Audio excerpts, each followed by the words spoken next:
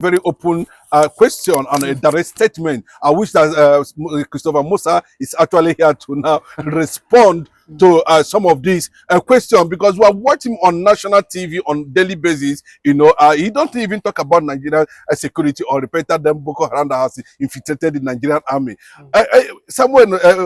Musa's case, Christopher Musa's issue or problem was always how to get Simon Ekpa, tackled, or how to, go about anything surrounding Simon Ekpa on daily basis, on national media, on international media, anywhere. It's just about, of course, Simon Ekpa.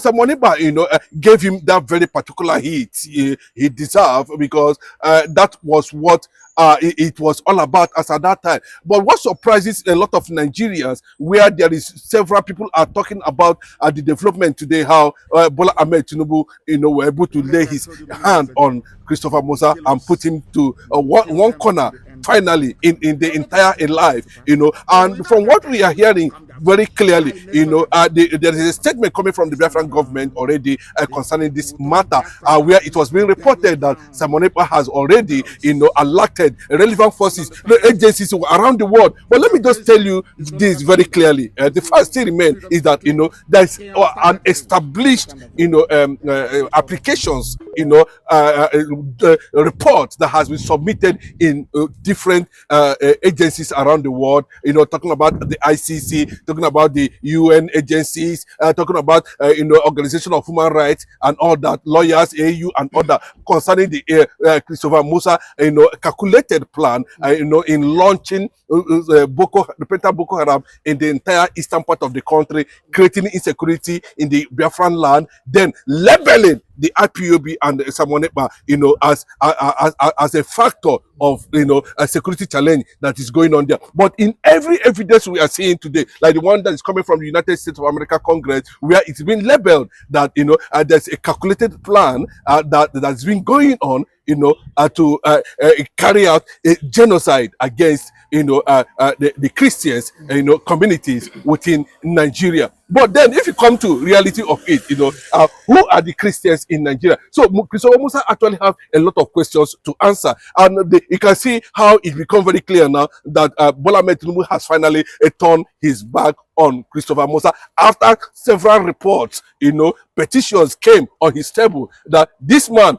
was the one they were actually pointing his fingers on, that we are behind a lot of allegations, has been reported, including the issue of, middle belt killings, Christian killings in the country, and why he's trying to, paint the picture that Simon Ekpa and the IPOB are actually, behind it. Now, the Biafra government has taken it upon itself, as we are hearing at this moment now, as spy agencies, security agencies from both local and international are already tracking, Christopher Musa, because now he has lost immunity. Now they will tell him what Nigeria looks like, and that he will experience that definitely Nigeria is going to, happen to him. Then what kind of service were you able to render when you are in that position? Now it has become clear that any moment from now, or if the story is true, I can tell you that the US and UN agencies and AU, an international criminal court, has dispatched, a squad already. They have already started that it can be picked without the federal government intervening for him to come and answer questions in the international criminal court over allegations of repentant Boko Haram invasions of communities. There are several videos to prove that. And the funniest thing is that this Christopher Musa, for one, always come out, to paint a particular picture that it was Simon Ekpa that was behind it. And Simon Ekpa has already reacted through his, media agencies around the world, have elected the world leaders and the relevant international agencies who are, already has those applications right there on the table, waiting for a particular time like this, to launch attack.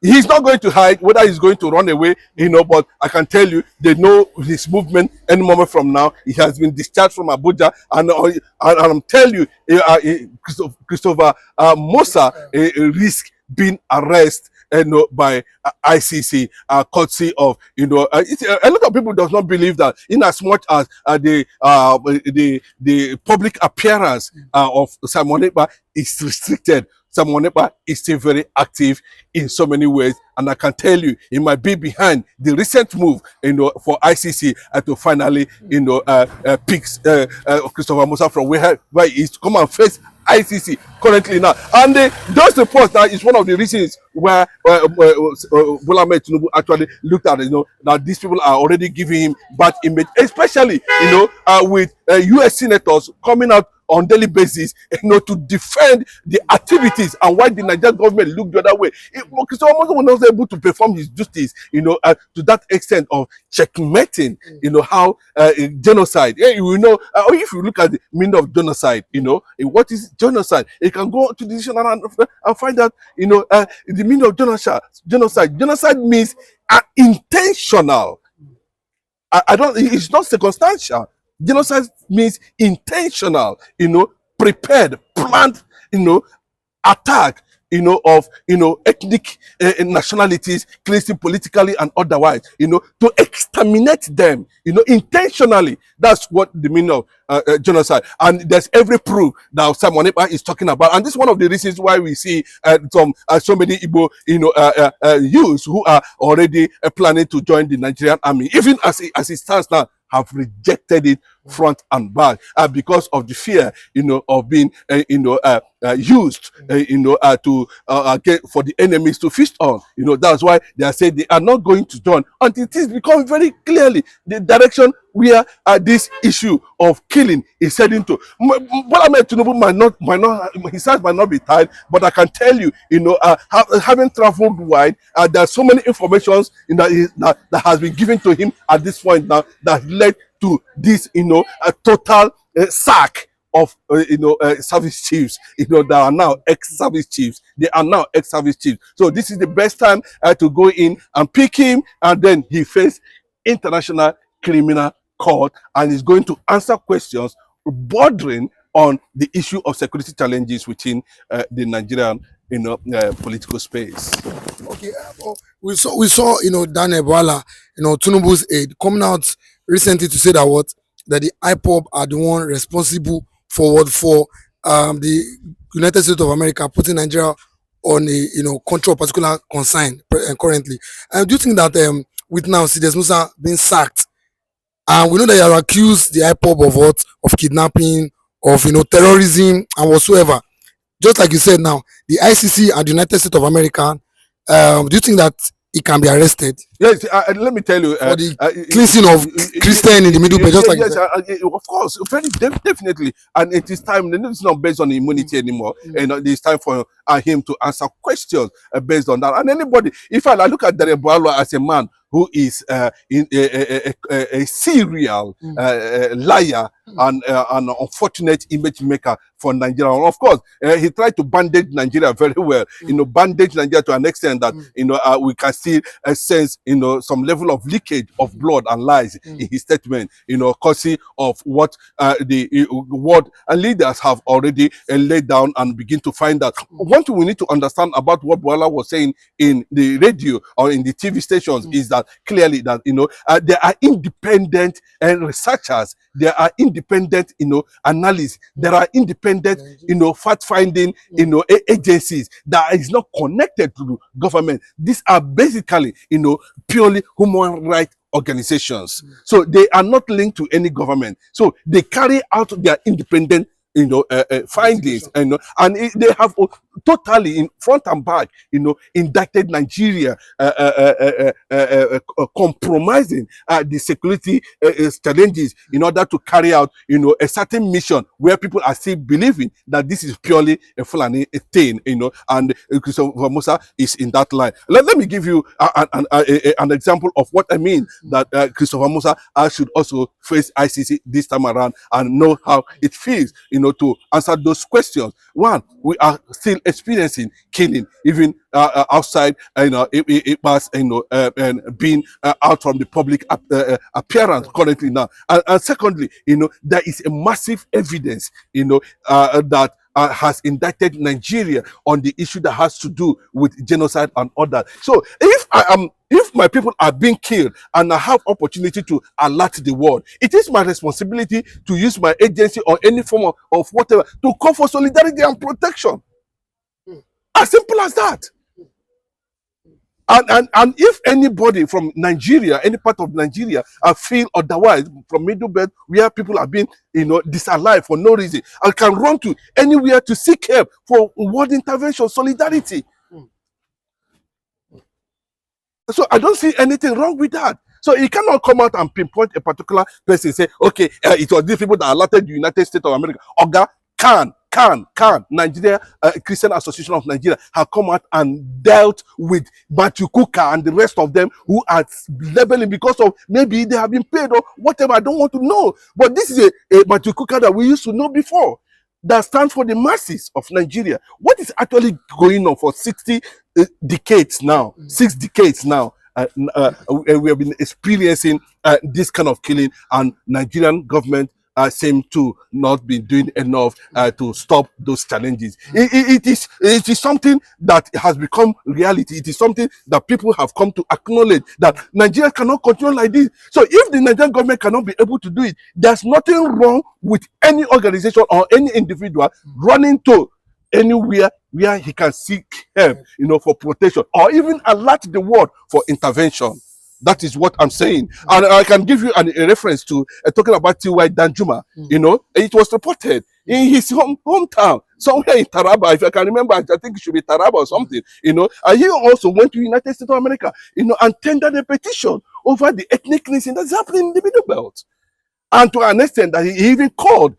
I can tell you many DSS have said Nigeria should go and defend them. The governor of Niger State have said Nigeria to go. So what does that tell you? It tells you, that the likes of these leaders, Tinubu has actually put to a corner this time around, are going to face international criminal courts. Yeah, but a lot of people have linked this to the coup that was alerted by the media last week. They said probably most of the people or most of the names that were enlisted was but although the media didn't bring, up to now we've not gotten the names of these people that were planning this coup, but I think the majority of the name was allegedly were Fulanis. Do you not think this might be one of the reasons why Tinubu is saying no, CDS Musa, he can't be trusted and he has to go? The plan that the North are sensing that Tinubu must not go in 2027, might trigger speculation that there's a grand plan, to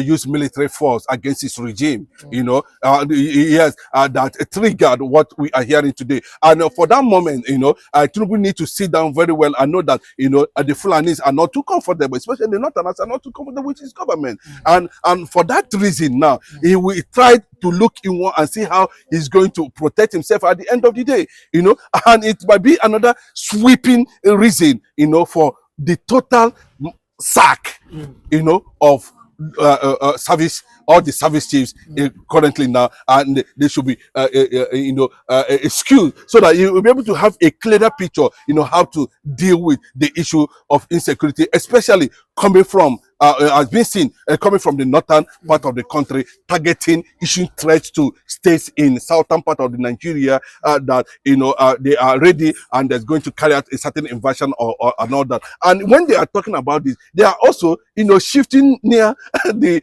seat of power, seeing how they can. So what I mean, Tinubu need to dismantle anything that has to do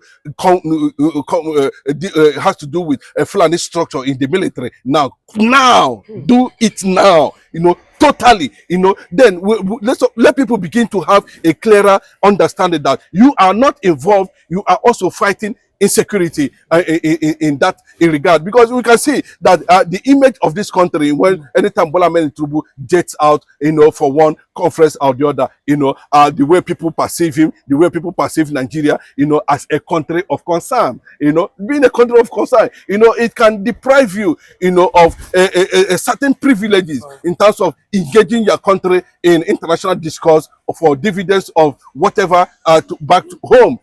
foreign investment and other. So that was what led to the sweeping, and I'm not talking about petitions now, and that are already in the presidency concerning the activities of these men, especially the issue of bunkering and other. So the military, need to be purged totally. The Fulanis in the military who are currently converting Fulani militia, Boko Haram herdsmen into the military system. What are they coming to the military system to do?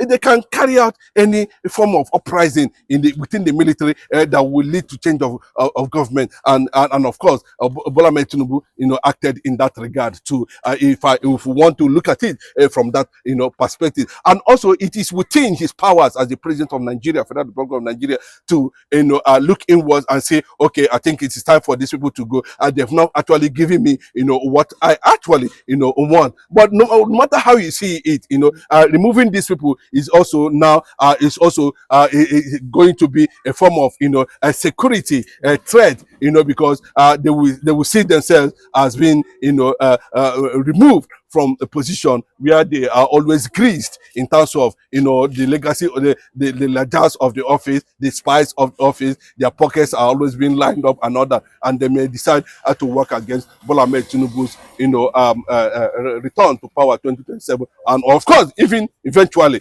create more insecurity. So the only thing that is remaining, is to what lead us to look at the report that has already been there before and make sure that they are all apprehended. The Canadian government have also restricted travel visa for some of these people. Some of them has already been banned. So the best thing for them now, is to step in. Then they will go and face the issue of what happened and how it happened. Just like what we are seeing happening today in the court between Mazi Nnamdi Kanu, Malami, and Brutai. They have questions to answer, and they will feel that the world is not documenting this thing that is taking place in Nigeria on a daily basis. I'll tell you, it is becoming very clear that any moment from now, and if it is not now, Simon Ekpa have risen and is ready to take up, especially that Christopher Musa, and let him appear before the International Criminal Court and prove a certain point how people are being disallowed in Nigeria, and it's being blamed on IPOB and Simon Ekpa. There's a lot of funding that comes in there. Yes. Are you worried? Because an operation, of course, you have definitely. a special operation on the sit-at-home IPOB situation in the southeast. Yes. But some of the elements and the leaders of these groups are outside of the country. Yes. We have repeatedly complained about the issue of Simon Ekpa. He is in Finland. The Finnish government are giving him all the support, and he's doing what he's doing. Comments he's making, people are being killed, and nothing is being done. And this is democracy. If the European Union is the one supporting democracy, and this is happening, and they're not taking action, then they don't mean well for Nigeria. We have said that in clear terms. We need to diplomatically find means of getting him out of whatever it is that he's doing. He must be arrested. He must be prosecuted. Look at it from the other way. Assuming he is in Nigeria and he's doing that to the Finnish government, you think the European Union will allow that happen? They definitely will not. So why are they allowing him to do what he's doing? And people like him that are doing such things. Trailing the funds is very critical. I know a lot of the First Central Bank, the NFIU, are doing a lot in tracking down how the funds flow. And this is part of what we call the oxygen of terrorism. It's logistic, leadership, and funding. Your ability to be able to tackle those things and trail them and deny them the ability to operate will kill terrorism with good governance. Now, you can see the statistics that came in. Political will. And political will is not from federal government alone. The states are critical. For me, if I look at the aspects, what do we need? Let's look at solutions. Do we have a comprehensive database as Nigerians? If you go to Chad, Cameroon, and Niger, once you enter, they know you are not a Nigerian. And they have this duty as citizens. Once you speak, the man knows you are not a Nigerian. The next thing he tells you, if he's a taxi driver, he tells you his vehicle has a problem. He's calling the gendarmes. Before you know it, the gendarmes are coming to ask you, what are you doing in our country? We don't have that. That's what we're saying is a holistic thing that we have to do. Every Nigerian has a role to play in what's going on ground. And then we must look at these things and take it up.